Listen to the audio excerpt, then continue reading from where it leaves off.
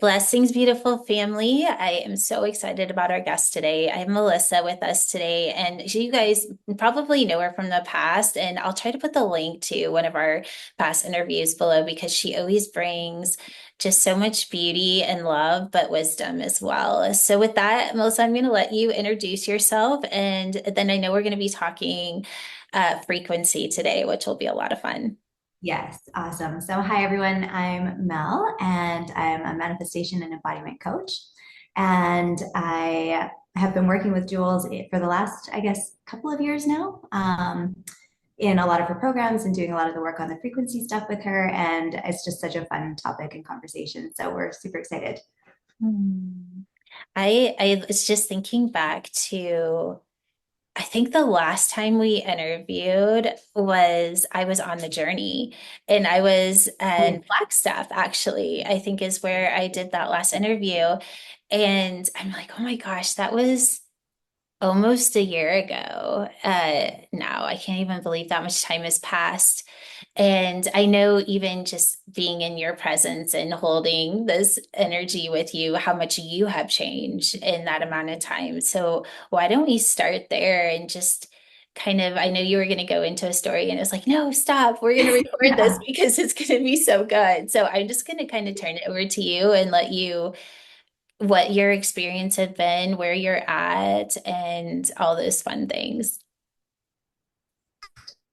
Okay, so we were kind of just chatting about the emotional response in the body and embodiment and how like basically nothing matters except for frequency. And there's all these teachings out there about how you have to act as if, and you have to do this, and you have to do that, and you have to figure out who you are and the next level version of you and who that version is and who it is that you are going to be and that you want to step into. And I've been doing that for so many years because I also teach manifestation, and that's something that I was taught. It's like, okay, we have to be this version, but I found it really confusing because it's so complex. Like, who am I? I'm not just like, I can't say it in a word.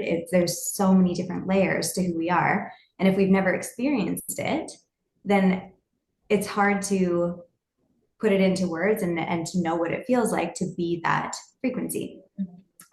So I think that's why a lot of people don't actually ever end up manifesting what they want because they're like, well, who am I?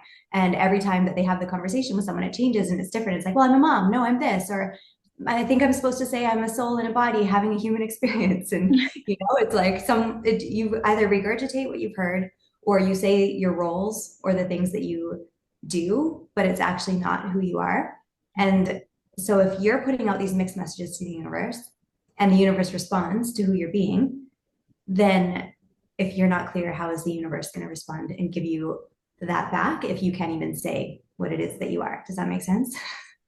Yeah, what I'm hearing and what you said, and I think this is such a huge transition that we're kind of in as way showers, and I really see it even just within the community, is that people have moved out of just saying words to saying words from an experience. And that is such a huge part of the transition is, maybe something that we learned in a class or learned in a book or from past ancient, I mean, all of that is so amazing. But it's not until we actually have the experience and able to speak through experience that a transition actually starts to happen. And not just for ourselves, but those that are listening to the words, because otherwise the words are empty. I mean, we all can read something and go and talk about it online, but it's when we're talking through the frequency because we've had the experience of what we're speaking. And at that point, we're speaking it in our unique way of how we experienced it, that transformation really starts to happen, not only for ourselves, but for those that are actually in the field of the conversation as well. And I can feel that in you. I think that might be the biggest difference from the last time we talked to now is that I can tell that in this last year that you have embodied the experience of frequency. And it doesn't mean that you fully self-actualized in that because we never really do, right? If we Yeah. it fully, right? There's always a next level of what that is. So I just want to honor you for that. So I'll go ahead and let you continue and just what your experience is. Yeah, well, I think that's why these conversations are so important too, is because you can have knowledge without experience, but then it's not fully embodied. So you actually don't know what you don't know. And then you can also have experience without the knowledge and not know what's happening. Mm. And so you also can't explain the experience. So to be in these rooms with people who have the experience and the knowledge and they understand, like yourself, like, okay, so this is what happens when you shift from being just in the physical to being frequency and having that it kind of grounded in the 3D so that you're like, okay, this is what's happening. Then all of a sudden, you don't go into that crazy emotional response of like, oh my God, what's happening to my body? And why is everything falling apart? And why is this person leaving? And like all of these things that normally send you into this big emotional response, you kind of get to shift into, wow, okay, so I am creating all of this, and all of these things are little breadcrumbs that I've been leaving for myself because you are the universe and you're creating your own personal universe and reality. So then it becomes like, okay, I get to be curious. Like, why is this person leaving? Why is this happening? And it shortens that emotional response time. So instead of you having to worry about who you're being in every single moment, and I need to be this, and I need to try and do this and try and do that, you just become like a detective and you focus on like, okay, whoa, I'm feeling so triggered and anxious about this. Why is this happening? And when you change it to a question, why is this happening? Why did I choose this? Why am I creating this for myself? And knowing that you can't lose because you're creating all of it. And so it's like you're playing the game, you're the creator of the game, you're every player in the game. Therefore, it's all set up for you to win. And when you look at it like that, it's like, okay, so why is this happening in the game right now? Like, because obviously it's leading me to where I'm supposed to be going. It's supposed to be happening. And so it can lessen that response and you can focus on how you're being in every moment and how you're reacting to situations versus who you're being. But Mm. that's really complex. Whereas your emotions don't lie. Like, you know who you're being in that moment. Either I'm being like a hot mess, anxious, like, blah, and like, I can't handle myself. Or I can be that for a second, notice it and have the awareness and then be like, wow, why am I creating this? And it brings me back. And then I can choose how I want to be in that moment and how I want to handle it from. So it's almost like it gives you that little response time where it's like instead of just getting caught up in the emotion, you have this little space in the middle where you have the awareness. And then you can either choose to keep going that way, or you can choose to show up differently. And how you respond to it is going to change who you're being in the long run, especially if you continue to respond in these higher ways over and over and over. It's evolution, right? You're evolving into that version of you that you're working towards becoming without having to try and think about it and do it. I love that. And I love how you ended that you don't have to think about it because there is a level, I think there's a difference between thinking about something and observing through absorbing information of what it's showing you. Those are two different experiences. And we always want to be more on this side because when we start to think about it, it actually becomes a program or we're going through our programming to kind of have an understanding. There's one thing that you said that I thought, okay, we should revisit this. And because I feel like this is one place that a lot of people will get a speed bump on, and that is when something, creates static, whatever it is. So whether we're reacting to it or somebody else is reacting to us, there's always one or the other, right? Which causes some sort of friction. And I feel like in the old paradigm, we kind of went to this place, okay, of why is this happening? And when I hear you say why, I know you're saying it from a different space where maybe in the old paradigm it was looked at in a different way, is that we have to go and kind of dig into our past to find where this came from and almost create this place of like in the old paradigm, a lot of the programming around is like, well, what did I do to make this happen? And it like all of a sudden what is actually the most empowering moment becomes a place of victimizing ourselves or shaming ourselves for something that is showing up. So, what I did is actually changed the why to what. So instead of why is this happening, is what is it showing me? And then it shifts my mind to receiving it as information instead of having to fill in a why to basically feed the ego so that it feels okay with what the situation is. It opens it up more to receiving information that we didn't see before. I don't know if that makes sense. No, totally. And that's really good to bring that up because in my mind that makes sense. But if you're just hearing it and you're like, oh, why is this happening? Right before you said shame, I was like, guilt and shame. It's like it instantly creates this guilt and shame where it's like, oh, this is my fault. I'm creating this. Mm. Like, why am I doing this? I must have been doing something wrong in a past life, and this must be karma. And you have all your stories about it's ancestral and all this stuff, and it doesn't even actually matter. And I spent over a decade doing all my money stories and looking for my blocks and karmic blocks and healing the same things over and over again. And I remember working with a psychic one time who was a really good friend of mine. And she was an archangel karmic healer, and she would do these healings on me. And they were very powerful, and she is very talented. But after 10 years of working with her consistently and then having the same block come up, and I'd be like, what? Again? But this time it's in my kidney? Like, what is going on? So it just, it's like you almost recreate the blocks over and over again because that's what you're focused on. And our focus creates our reality. So the more we go looking for blocks, the more we're going to find those blocks over and over again. It's like shifting out of looking into the past and then more looking into what's happening right now and what do I want instead. Yes, I love that. It's seeing the what. Okay, Yeah. what is this showing me? And then it's always, okay, where is it going to go now? And I call it the one to the two to the three to the one. And I love how you kind of ended at that because I think this is worth saying is because the old paradigm, we are so programmed to go, well, what's wrong with me so that I can get better instead of just having life be the reflection of what you need to see in any given moment and then have the opportunity to shift it and move beyond it. And that's the way that we can use the reality of our body, the reality of our mind, the reality of our reality, right? It's like everything becomes a reflection of what the divine is showing you to ascend. And then it actually becomes a gift and it's fun and it's empowering because even those speed bumps become opportunities to co-create with the frequency of source divine, however you want to see it. And that was, I can remember us having this conversation. Maybe it was in the last interview. We kind of touched on this as well. And it's so good because it's so nice to come up with people that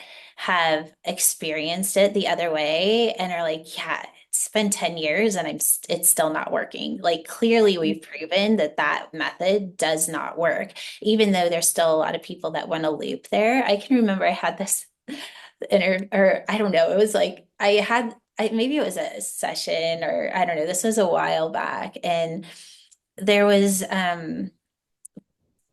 this person that kept doing psychedelics to go and find the blocks, right? I don't know why that does that, but to find the blocks.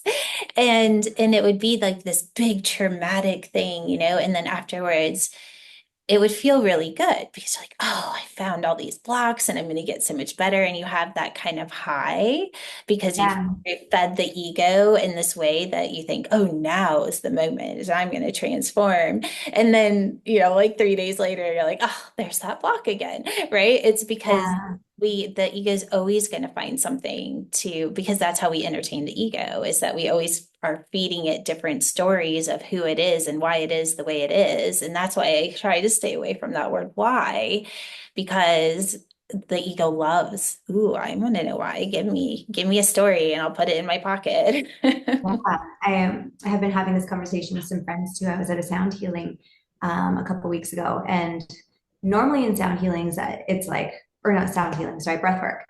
And I cry and like my body stiffens up and like it's a big release and all of this stuff. And this time was the first time I've ever done breath work and had it feel good, where it was just like I was at peace and I connected with like other like there was colors and things and I was like, oh, that was so lovely, it was so peaceful. And then after she started going around the circle and asking everyone if they had anything to share about their experience, and I was like, I just felt so much peace and I shared that, and everyone else seemed to be very disappointed that they didn't have that traumatic release. Like, well, I was like, you could see it in the circle, and then I could see her all of a sudden her energy shrunk because she was like, oh, I did it wrong, something's wrong, like all these people wanted this.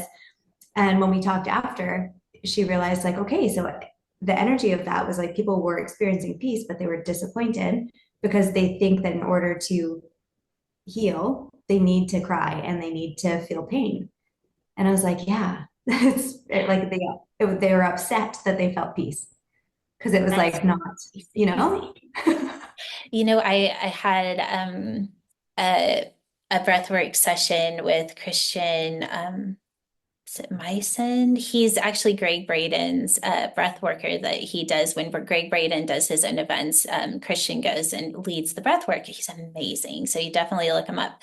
But he was we before like we always like kind of talk beforehand, and he said something that was just so good, and I'm tapping into what you're saying, and I'm like, you know what, that's such a great way of saying it, is that people go through different phases of why they use things like breath work or energy healing or meditation. Is one is just to cope. It's like they haven't even gotten to a place where they're ready to heal. They're just coping. And then there's the healing phase where they're like, okay, I'm going to do this because I want to heal. But once we do that, and our body is like, okay, well, we can't just stay here. And that's where so many people want to stay, is they're like, oh, well, this means that I evolved past coping.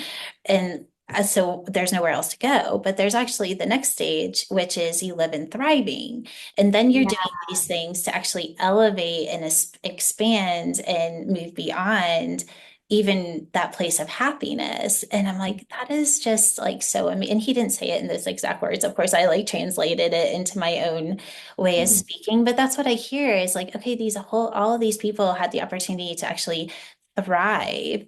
And they're wanting to go back into healing. It's that's how powerful the ego is. And I think that people get to a point where they've passed the coping and they're doing the healing and the healing and the healing and the healing. And part of the identity becomes this is me and I'm spiritual. Mhm. So that spirituality has become is I heal and I chant and I am always working on myself. But it's kind of gotten stuck there. And Mhm. so that's why a lot of the spiritual community, at least that I know, are not thriving and they are in still survival, but they're doing the healing and they have the community, so it feels good when they're in it, you know? And I just feel like since I've stopped doing all of this healing stuff, I just was like, done, I can't keep doing this. And I've just been working on the frequency for at least a year now. And I've noticed that now almost every conversation is based in programming. And it becomes this like, okay, I can't, and you can't just be like, that's programming, that's programming, that's programming every time someone talks. But even my friends are like, I can't do this because my cycle, or I'm in my luteal and that means this. And there's like, everything is a story and everything is made up and everything is programming. And it's almost frustrating because I think, like, for me, I'm like, oh, what do I do now? Like, I can't even have conversations with people because I don't want to be the person that's like, actually, no, that's not true. Why Every don't time. you feel comfortable saying that?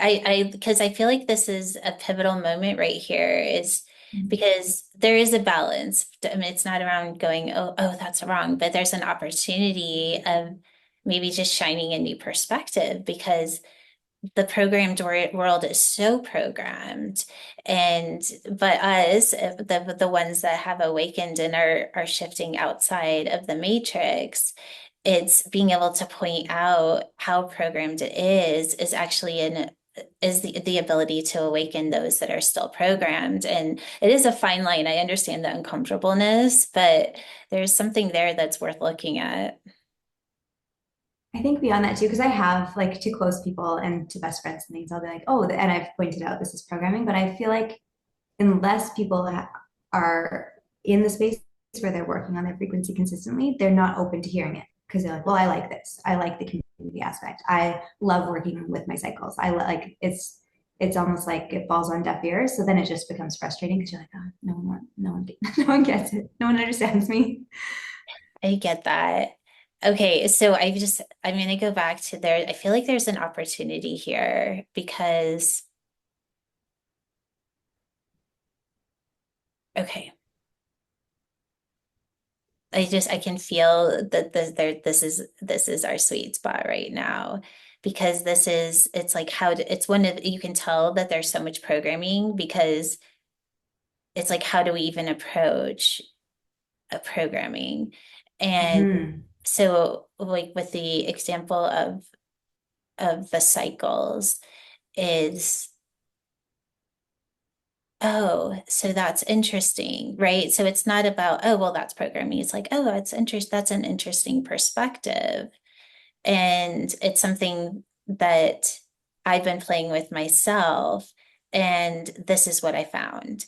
So it's like we're going back to how we started this whole thing of speaking through experience, is that we can see it as perspective, and then it's not as threatening Mm. to other people. And it's just an invitation of you sharing what your experience was and how it was different has the opportunity to open them up to seeing beyond what they've agreed to, right? Because so much of of even the way that we awaken and uh, is programmed, right? I mean, we've just been talking about it this whole time. That should be the programmed way of healing versus really moving into this higher.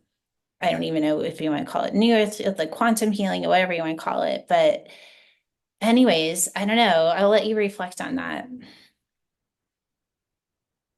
Hmm.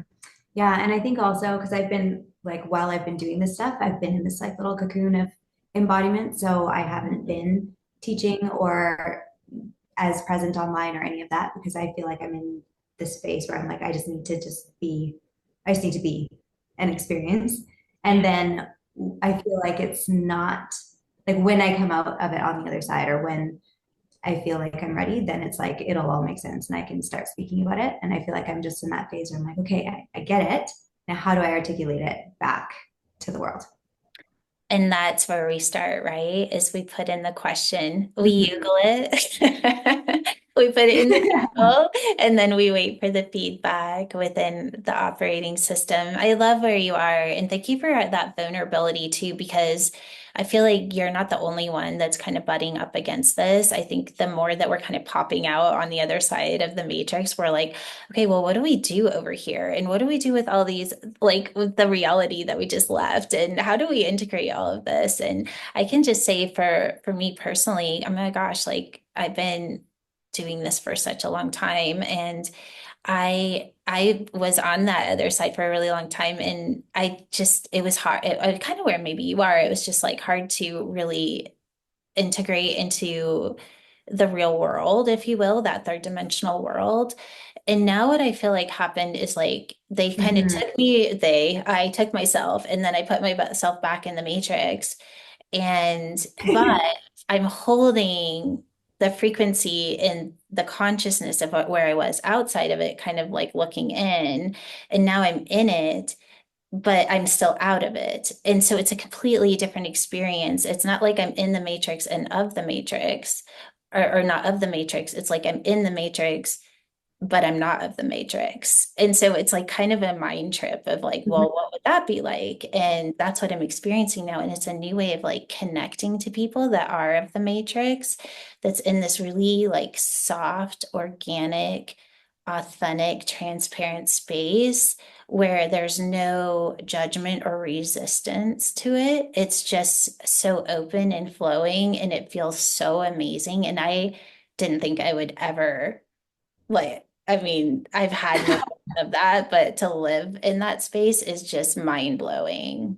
So it's coming, girl. Oh, that's yes, thank goodness. Part of like I don't know if you've I'm sure you follow numerology a little bit because you're all about numbers. But there's seasons of your adult life that you go through from the time you're in your about mid to late 30s until late 60s, early 70s.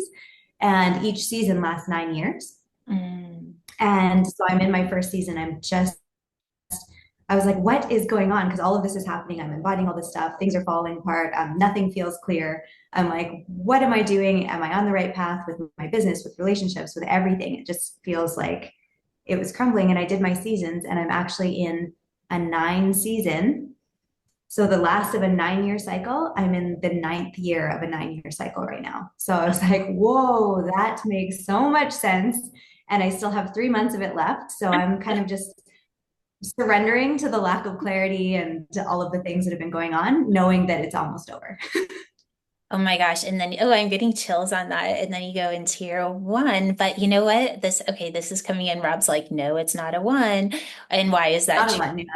Okay, so this is when, so because you're in the nine and you're in that space of kind of that chaotic space, is when the nine reflects the nine. And so inviting that reflection of, oh, this is the reflection of source, which creates the two, the bridge to move into the 11 to where you don't repeat the cycles anymore. So this is such a powerful 3 months for you of actually Yeah. mastering what it is to have no clarity, is that the clarity is in no clarity.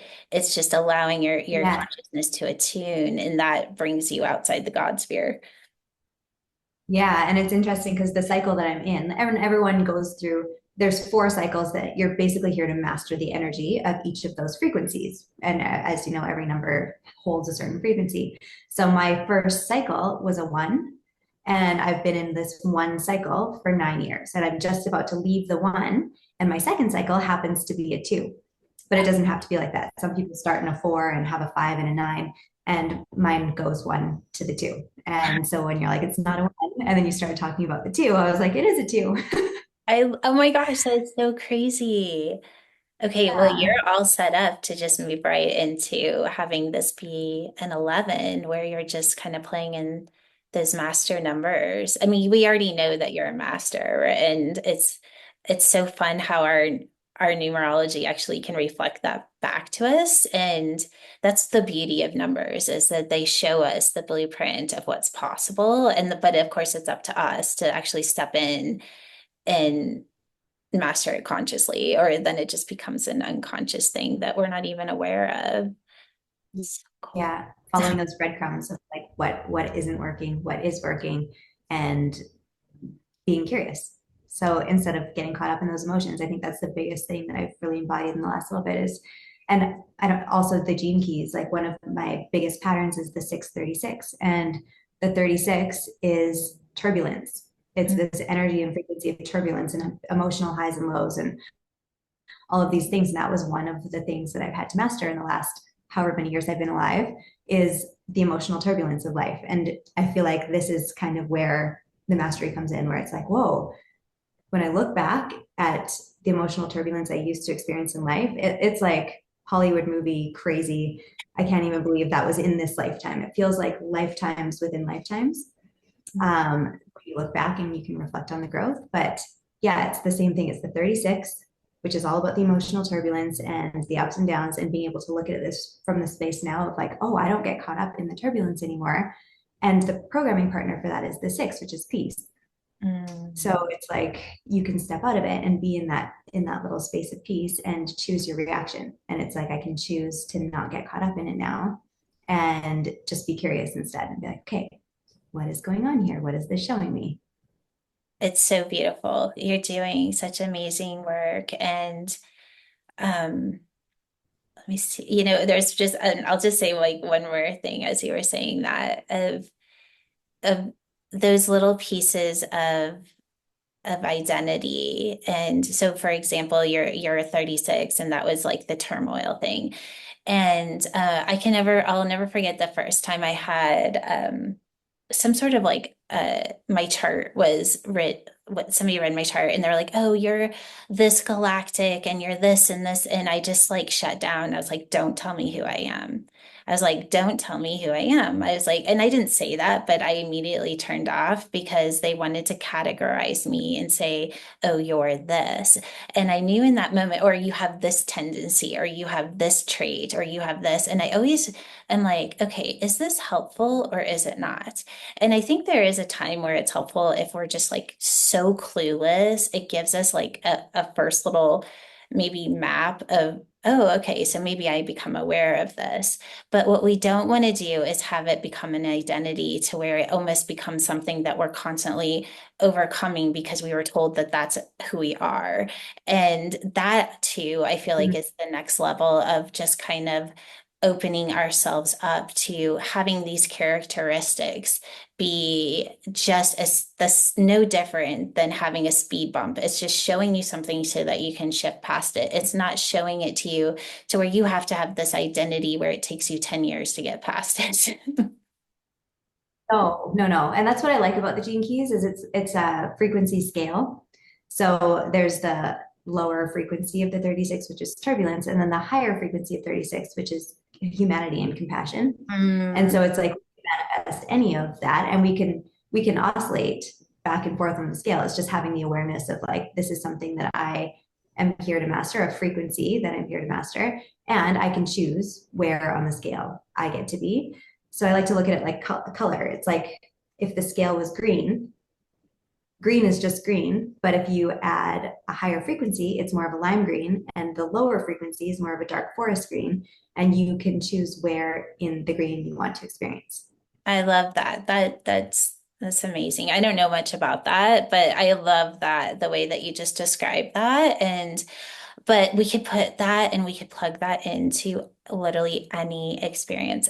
And that's why I have a saying that, oh, whatever your experience is where you're holding consciousness within, the divine blueprint. And if you're holding consciousness at a lower frequency, you're going to be experiencing that blueprint through that level of programming.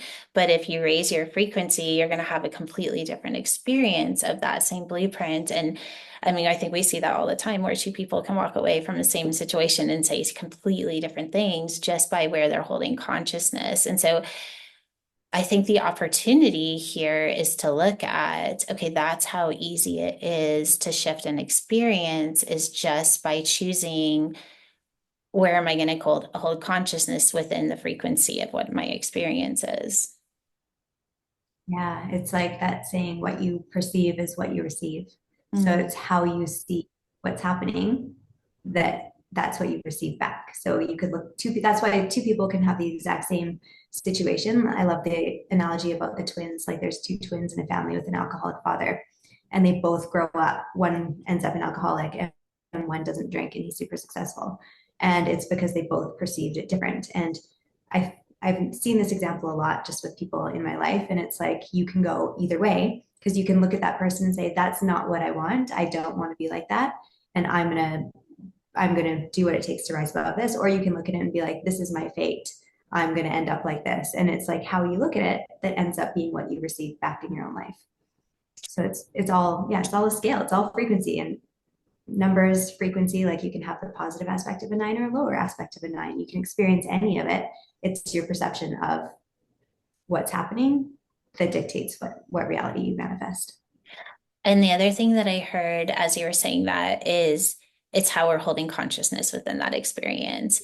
And I even want to say just one other thing about that is it's how we're using consciousness because it's one thing to become conscious and it's another thing to create a choice within what you became conscious of and then how we're using consciousness after we move past both of those steps would be the next one is like okay, well, I became aware of it, so I'm conscious of it. Okay, now I'm going to make a conscious choice, and then once that choice is made, the next choice is how am I going to use consciousness now? Am I going to imagine it? Am I going to like those lower states where we're trying to make it happen? And or am I just going to attune? And am I going to attune to the frequency that was released when I made that choice? And that's that one place where I feel like more and more of us are starting to open up to how to actually use consciousness in a way that we're moving outside of our programming instead of creating more of our programming. Totally. And that's exactly what I've been practicing with the frequencies. I actually pulled my three cards and had them out in front of me. So I was like, I'm just going to tune to the frequency and let whatever is going to come through on this call come through. And yeah, I don't have to decide. I don't have to do it. I'm just going to attune to the frequency. Attune. So, okay, so I saw a nine, which we talked about the matrix, and then we Yeah, 33, which we just said you're the master. So appropriate. And then the eight is that abundance and flow.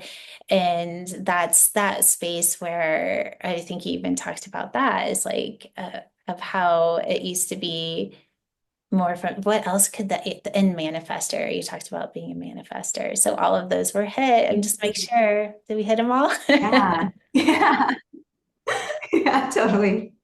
Of course, though, right? Of course. Oh Couldn't my be gosh, any other that's so way. fun. Well, do you like being called Mel? Is that how you like to, do you like Mel? Yeah, either or. Mel, Okay. Melissa. What is there something that you just feel like you wanted that you're just feeling called to share, or maybe just open up a space and ask if there's something else that wants to come through today?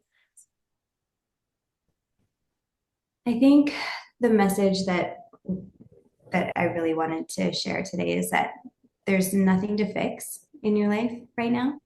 And all of the things, whether they're good or bad things that are happening all around you, are happening for you, by you, like through you, is all you creating it. And that just gives you so much like liberation to know, okay, I'm creating this. I'm creating this. Like this isn't happening to me. This isn't like some universal lesson, someone trying to teach me something. It's literally all me.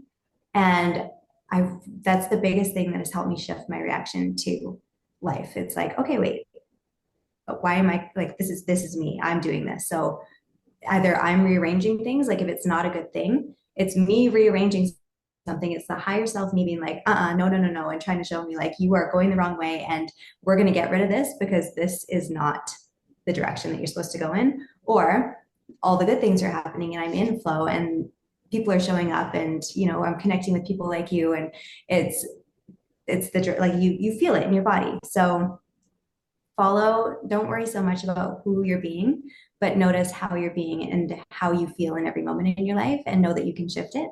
And when you become really good at becoming aware of how am I feeling, how am I showing up, how am I showing up, and even just track it all day long. And I've done this with clients where I'm like, track how you're feeling, like set an alarm for an hour every day for a week. And the average of what you're feeling in that week is going to be an exact reflection of what you've created in your life. Ooh, I love. So if you don't like you can choose a new frequency. You can be like, okay, you know what? I'm going to try and add in a little more joy.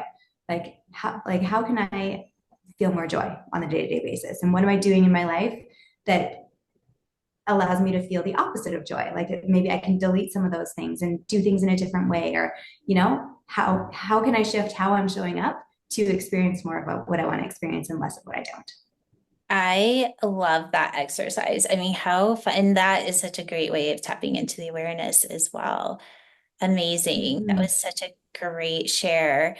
And what I also loved about your share is that way of, oh, there's nothing to fix, and this is me doing this for me. It comes from that space of like the ultimate love, right? It's kind of like, oh, this higher version of myself knows exactly what I need in order to experience the highest version of myself. And so it comes from a place of love. So when those experiences come in that maybe we would be victimized or feel shamed for, or create a story that, oh, the universe is doing this to me, or I made a mistake and now this is happening. It's like, oh, yes, this is like me loving me so that I can become the best version of myself. And it just has a softer, more relaxing energy. And I can feel you embody that. And it's really beautiful to see. Yeah, and it's also like using those feelings. So if you are going back to the old program and being like, why did I do this? Like, why am I creating this for myself? And you get into that feeling of guilt and shame. If you can just focus on always noticing how you're being and how you're feeling in your body, you can be like, oh, I'm feeling guilt, I'm feeling shame. And then it's like, oh, do I want to feel this? Because your soul is directly, it speaks through the body. So if you want to start deepening your connection to your soul and your higher self, start listening to your body in every moment. And if something doesn't feel good, it's not bad or wrong. It's just simply showing you it's not in alignment and that's not what you want. So you can choose again and again and again. But most of us just be like, oh, I'm just anxious. This is just me. I just am this way. I just always feel like this. So it almost becomes your baseline, your normal to not feel good. And we are told that, oh, this is just how you feel when you grow up. Life is stressful, Yeah, you know? we're gonna be the ones that go to breath work and enter the thriving. It's like that's what the Yeah. invite is. I do these amazing things to thrive and to expand, and that the intention is momentum and growth, and in an easy, beautiful way. And when it's not, then we shift our perspective and we move back into self-love and we honor each part of that journey. Oh, girl, you're just so amazing. I didn't know what to expect with this, but this was such an amazing conversation. And I also want to just invite people that are listening, like definitely go to the show notes. We'll put Melissa's link there, but also comment and let us know what you got out of this conversation because those little nuggets are always nice to have in reflection. So why don't you tell us where people can find you? Best place to find me would be on Instagram at Soul Lit Life. And yeah, if you come follow me there, come say hi, send me a DM, and let me know that you were on this episode. I'd love to say hello. Beautiful, amazing. Thank you so much for just bringing your love and your light today and holding this really, I feel like this was like a divine container where two masters are having a conversation, and all of the masters that are listening in are definitely holding that container as well, creating that source field. So we honor and love all of you that are listening. And until next time, we're just sending you so much love and a big hug. Thank you. Oh, cool.